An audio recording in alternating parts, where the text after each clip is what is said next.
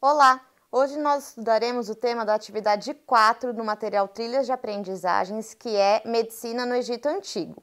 A atividade está disponível na página 174 do caderno Trilhas de Aprendizagens 2. Você sabia que grande parte da ciência do mundo foi influenciada pelos egípcios? E mais, você sabia que o Egito fica na África e que se trata de uma população majoritariamente negra? Grande é a contribuição de cientistas negros para a ciência até os dias atuais. Nessa aula, nós vamos entender melhor não só a questão da ciência no Egito Antigo, mas também vamos estudar a vida de duas cientistas negras que revolucionaram a forma como o homem passou a ir para o espaço.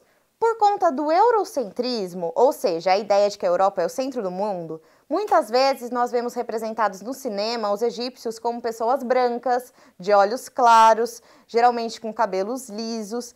Essa é uma perspectiva que, além de eurocêntrica, como eu disse para vocês, que é a ideia de que os europeus são o centro de tudo, é uma perspectiva que apaga a história do povo negro e acaba deixando de lado essa perspectiva de que os egípcios, sim, são uma civilização africana e que o Egito faraônico era majoritariamente negro. Por isso, muitas vezes, nossos alunos não sabem sequer que o Egito fica na África, porque os filmes passam a imagem para nós de que o Egito é na Europa, por se tratar de atores brancos de olhos claros representando aí o Antigo Egito. Por isso, é sempre importante nós ressaltarmos esse fato, né? Então, os egípcios contribuíram na ciência, não só na medicina, mas em vários campos, como nós podemos ver aqui, na física, na química, na zoologia, geologia, medicina, farmacologia, geometria e matemática aplicada. Isso possibilitou, inclusive, que fosse possível a construção das pirâmides, que prescindem de um conhecimento muito avançado, não só em geometria e matemática, mas também em arquitetura. Aqui nós temos uma imagem que retrata, essa é uma imagem do próprio Egito, tá? E ela retrata alguns desses cuidados médicos, já que o tema da nossa aula é a medicina no Egito Antigo. É importante ressaltar que a forma como a medicina era vista no Egito não é a nossa forma atual, né? Não é uma forma consolidada enquanto campo de ciência. Na verdade, todos esses conhecimentos de farmacologia, de botânica e etc. corroboram para que se tenha conhecimentos médicos no sentido de cuidado com os seres humanos. Essa é a ideia que a gente está trazendo aqui quando a gente fala em medicina. Não é uma medicina como a medicina ocidental, que tem um curso de medicina, nada disso, mas sim a ideia de profissionais, de pessoas que sabem como funciona o corpo humano e ajudam aí nesses tratamentos, certo? Diversos documentos egípcios que sobreviveram, né, principalmente através de papiros e as próprias pinturas em hieróglifos nas paredes, trazem para nós o relato dessas práticas de cura que os sacerdotes ou os funcionários ligados aos faraós faziam nesse período. É importante nós lembrarmos também que esses conhecimentos da fisiologia, de como funciona o corpo humano, foram essenciais para os famosos rituais de mumificação, que prescindiam que se conhecesse bem, né, onde ficava cada órgão, como retirar as vísceras do corpo, como preservar um corpo. Então, as múmias, a existência das múmias, nos traz, né, essa apreensão de que no Egito conhecia-se bastante do funcionamento do corpo humano. Aqui eu trouxe para vocês verem dois exemplos de medicina egípcia, de pessoas que tratavam de outras pessoas no Egito Antigo. Nós temos o Imhotep, que é o médico do rei Zoser, que ele não só tratava do corpo, mas também dos dentes, como se fosse uma espécie de dentista.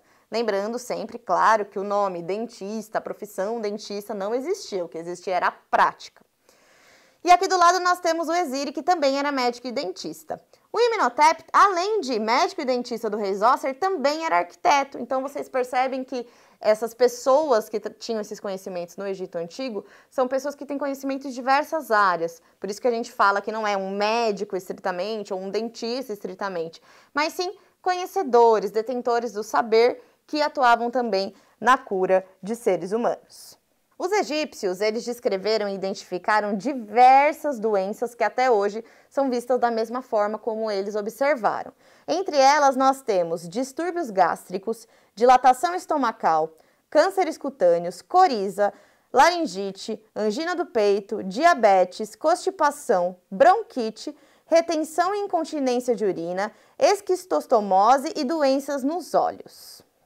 Agora, pensando na contribuição de cientistas negros para a atualidade, são inúmeras, né, gente? São muitas, mas nós separamos aqui para vocês o estudo de 2 cientistas negras norte-americanas que foram essenciais na NASA para que o ser humano fosse a primeira vez para fora do planeta. A primeira delas é a Katherine Johnson, que começou na NASA em 1953. Essa aqui da primeira foto, tá? E a profissão dela, o nome que recebia a profissão dela era computadora. Não existia um computador para fazer os cálculos nesse período. Então, ela era a computadora, era ela que fazia manualmente todos os cálculos no Centro de Pesquisa Langley, na Virgínia, nos Estados Unidos.